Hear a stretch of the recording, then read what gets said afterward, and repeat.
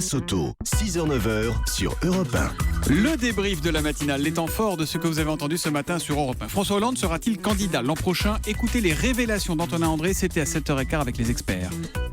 Oui, le chômage va baisser, c'est une quasi-certitude à l'Elysée. Du coup, ceux qui crient primaire, primaire, primaire, c'est gosille sans que le président les entende. François Hollande se prépare à y aller. Mais alors, se représenter, défendre son bilan, proposer un nouveau projet au risque de perdre, c'est dur.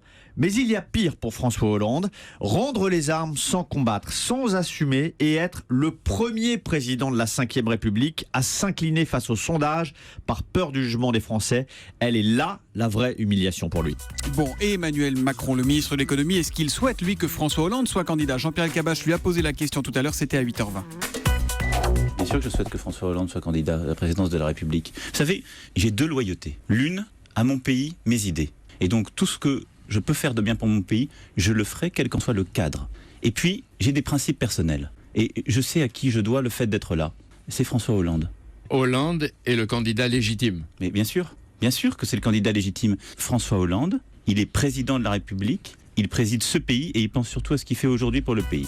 Candidat légitime ne veut pas dire candidat naturel, signale Pierre Courade, notre confrère du Petit Journal sur Twitter avec le hashtag un matin.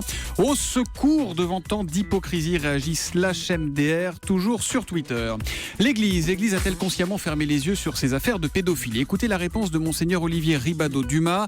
C'est le secrétaire général et le porte-parole de la conférence des évêques de France et il était à 7h45 mon invité en duplex de Lourdes pour l'interview Vérité d'Europe. J'ai beaucoup entendu ces derniers temps le mot d'omerta.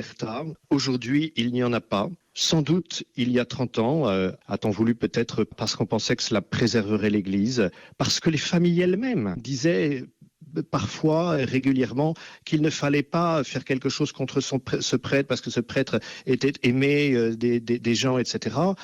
Cette omerta, elle n'était pas uniquement celle de l'Église, elle était celle de la société tout entière. Et puis à 6h15 dans le kiosque d'Europe 1, Marion Calais nous a présenté Colette. Le journal de l'Est républicain lui consacre un article ce matin et le moins qu'on puisse dire, c'est que Colette est une étudiante particulièrement persévérante. Sa thèse, ça fait 30 ans qu'elle la prépare. Colette, elle a 91 ans. Wow. Et tout au long de sa carrière d'enseignante, elle n'a jamais arrêté d'étudier. Elle a même donné de son temps pour donner des cours de français à ces travailleurs issus de l'immigration, la théorie et la pratique. Donc ça a été un vrai plaisir d'étudier, dit Colette. Mais cette fois, j'arrête, promet-elle. Enfin, pas tout de suite, parce qu'une revue vient de lui proposer une collaboration. Génial. Et elle conclut: je crois que je vais dire oui. Marion Calais dans le kiosque d'Europe 1 tous les matins à 6h15. Et puis le carton rouge de la matinale, il est pour moi ce matin à 6h40.